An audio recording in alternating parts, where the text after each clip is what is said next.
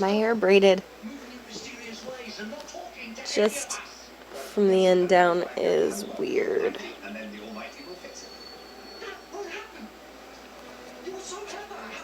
Good morning.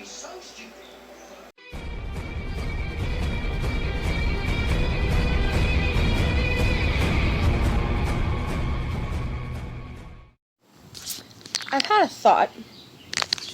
I'm getting quite good at ignoring the fact that I'm not really prepared to do a video, and I'm too busy to do a video, to actually stop and start doing the videos.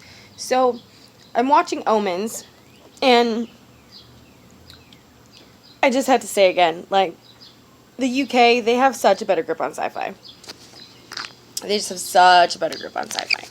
But I got to thinking, because I'm one of those nerds, and my fiance would definitely, when he or whatever sees me post this, he's gonna totally agree. I am a complete nerd. I have this, like, pathological, like, need to watch series that I like, series of shows that I like, over and over and over and over and over and over again. And I have a few that, like, literally I could watch a million more times and still enjoy, like, every bit of it. It's really kind of crazy. It's a crazy habit. I wouldn't necessarily say it's a good one, but I have it. So I got to thinking, because I've been doing a lot of thinking lately on perfection, on our idea of being ready.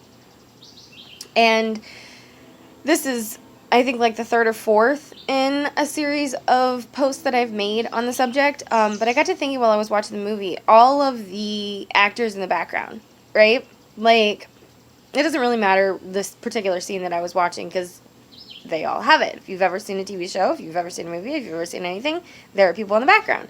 They're extras, right?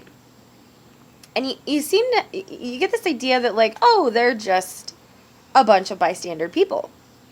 But I think we too often forget that, like, those extras, they still had to, they have a passion to be in movies. It's not like it was a group of people that they randomly approached and were like, hey, you're all going to be in a movie. Every extra in the background of anything that you watch, they want to be in theater. They want to be in the movies. And it's not like their aspiration was they woke up one morning and were like, you know what? Let's see if there are any listings for extras and go randomly do this. They seek it out. They're actors who want to work their way up, build their way up, right? They still have to go to a casting call. They still have to be casted most of the time. It's not like they just showed up one day and took a paycheck home for being in the backwards of a movie. But the show or the movie or whatever wouldn't exist without them. Like, you've never watched something, let's be real, you've never watched something that didn't have any extras in it at all. And they probably enjoyed that experience to no end. From the people that are just passed on the street or in the background in the restaurants, to the people who have a line or two here or there, or they are a handful of extras that are picked to be in a particular scene that doesn't have many. They all wanted to be there. They all set out to do that. They had a dream from, I don't know, possibly when they were 3 years old, that they wanted to be in TV. And it is a super proud moment for them to end up in something, whether it's popular or not. I mean, just in general, like, so when you think about it, even if you start out as an extra, right? You have a field, you have a niche, you have an idea, you have this revolutionary thing that you want to make happen. And it's really okay if you start off as an extra. It's really okay as you start off as PDFs that can be bought and downloaded online. It's perfectly fine if the very first item that you sell is on Etsy. It is perfectly fine if you have somehow been able to write a Facebook marketplace advertisement for whatever it is that you created once. Because it's all a start. And you're going to fail miserably at some of the things that you do. So it's like, okay, say you want to do a subscription box, right? And you go on YouTube and you look up how to start a subscription box. And chances are one of the top 5, but I'm going to say probably the top 3, if not the top 1, that'll come up is Cratejoy. Because they've found a formula to make a platform for you. And if you watch their videos, they say, even if you're not entirely prepared, here are the steps that you take. And then you could sit there and go, but man, like, what if Cratejoy is the platform that makes me huge? Like, what if that's the kicker? What if Cratejoy is where my millions come from? Surely I can't post to Cratejoy until I'm ready to make millions. That's not how that works. And it's perfectly okay if the first couple drafts you have, and I do this too, I've totally done this. I'm like, okay, well, I have this idea, and I have that idea, and I have this idea, and I don't love everything about the idea, but I feel like the universe keeps telling me that I need to start doing something with it, so I've got to do something with it even if I don't like all of it. But what if it goes really well, and then, like, I'm stuck with a position where I want to rebrand, but I can't, and now I'm stuck with it? How many of you have thought that? I don't think in all reality we'll ever be stuck with it. But I know for sure that if we have that mentality and we don't even start because we feel like eventually somewhere down the line, if it all goes well, we're going to get stuck. I think that that's an entirely different bridge. Because if you let yourself be blocked by that thought, you're never going to start. Like, what if 5 fantastic things come from that one thing that you thought was crappy, but it got you off the ground, got your feet wet? It's okay. Obstacles down the road will be addressed when those obstacles are in your way. They're not in your way yet. They're far, far, far down the road. That's like saying, you know, I don't like hills.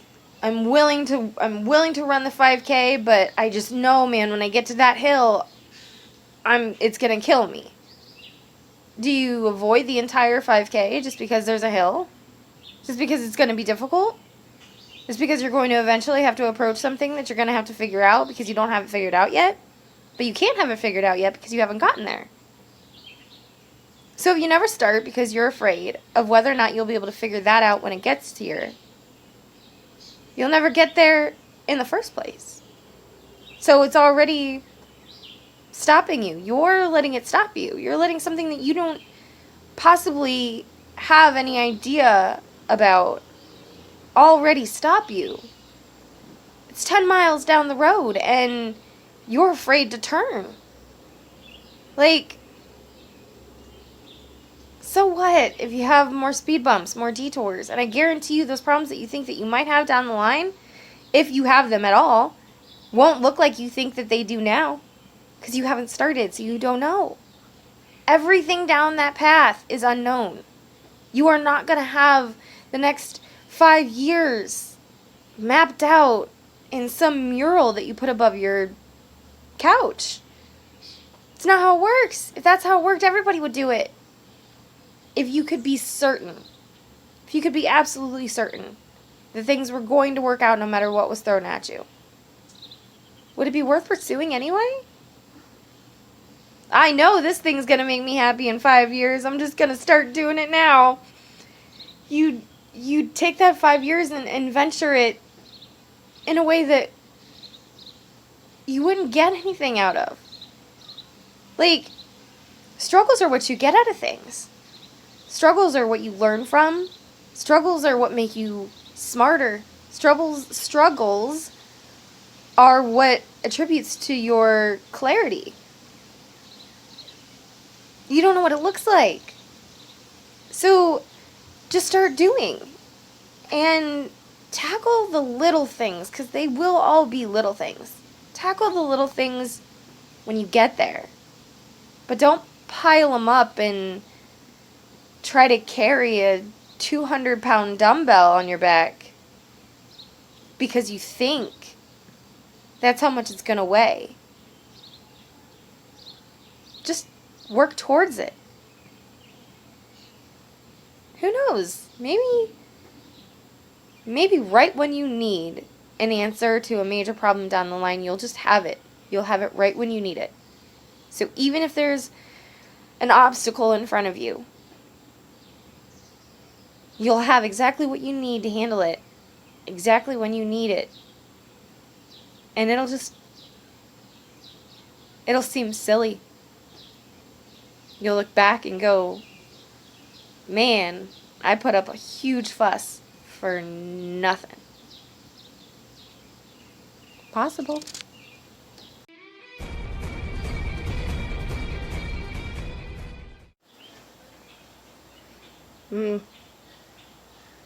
Night lighting, not so great. But anyway, so, groundhogs.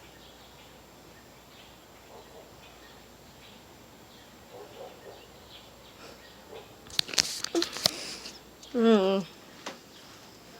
Mm.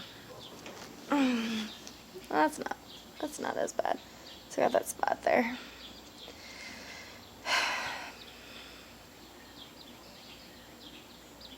I don't know. I'm just kind of feeling my hair, feeling my makeup. Did my makeup today. It didn't go anywhere. Figured I might as well get another video out of what it's doing before I sleep on it.